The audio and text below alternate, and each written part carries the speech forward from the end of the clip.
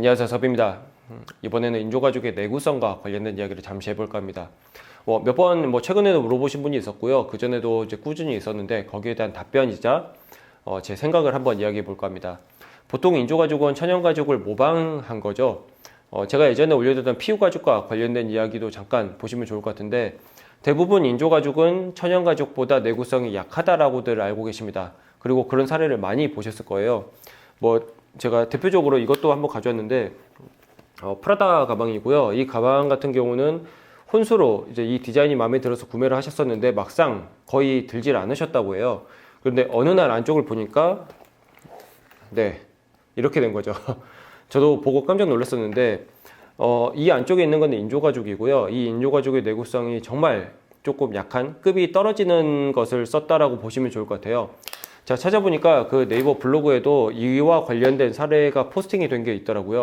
그리고 이와 비슷한 것을 또 어디서 많이 보실 수 있냐면, 그 성경책, 그 성경 커버, 제가 예전에 영상 올려드린 게 있었는데, 그 성경 커버도 내구성이 조금 약한 편입니다. 좀 시간이 지나도 이제 꾸준히 오래 지속이 되는 게 아니라 어느 정도 몇 년 지나고 나면은 다 가루가 떨어지고 그렇게 되는 그런 인조가죽이라고 보시면 좋을 것 같아요. 그런데 이 사례들만 보면은 인조가죽의 내구성이 정말 약해 보이잖아요. 그런데 그렇지 않은 것들도 있습니다. 루이비통의 모노그램 캔버스, 대표적이죠. 가죽은 아닌 인조가죽 중에서 제일 유명한 인조가죽이라고 보시면 좋을 것 같은데, 그 인조가죽 같은 경우는 내구성이 가죽보다 좋은 편에 속합니다. 정말 좋아요. 심지어 이 가방 전체를 봤을 때 이 모노그램 캔버스, 인조가죽인 이 몸통 부위는 말짱한데 이 핸들이나 이런 천연가죽 소재 그 부분이 떨어지고 삭고 끊어지고 이렇게 해서 쓰지 못하게 되는 경우들이 있을 정도로 인조가죽의 내구성이 더 좋은 편에 속합니다.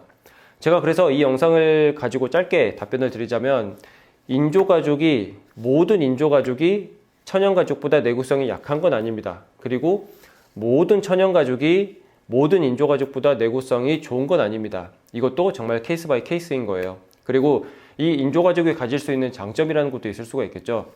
조금 더 얇은 두께의 대부분의 천연가죽보다 힘을 잡아줄 수 있는 그런 그런 스타일이 있기 때문에 그 인조가죽 한 장만 가지고도 형태를 이렇게 유지하기가 쉬운 부분도 있고요.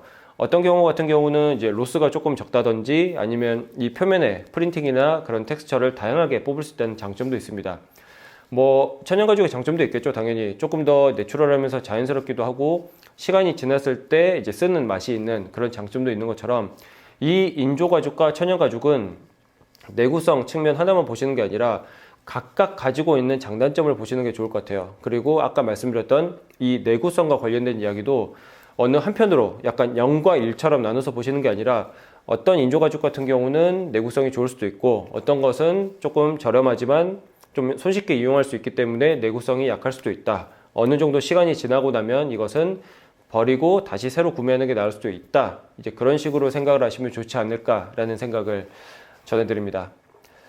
그래서 끝으로 마지막으로 한 번만 더 말씀드리자면, 이 모든 프라다 가방이 이런 건 아니에요. 이 모델에 쓰였던 인조가죽이 유난히 조금 약한 편이었었고, 그리고 모든 인조가죽이 약한 편이 아니라는 점, 어느 인조가죽은 천연가죽보다 내구성이 좋을 수도 있다는 점을 알고 계시면 좋을 것 같습니다. 다음에는 다른 영상으로 찾아오겠습니다. 감사합니다.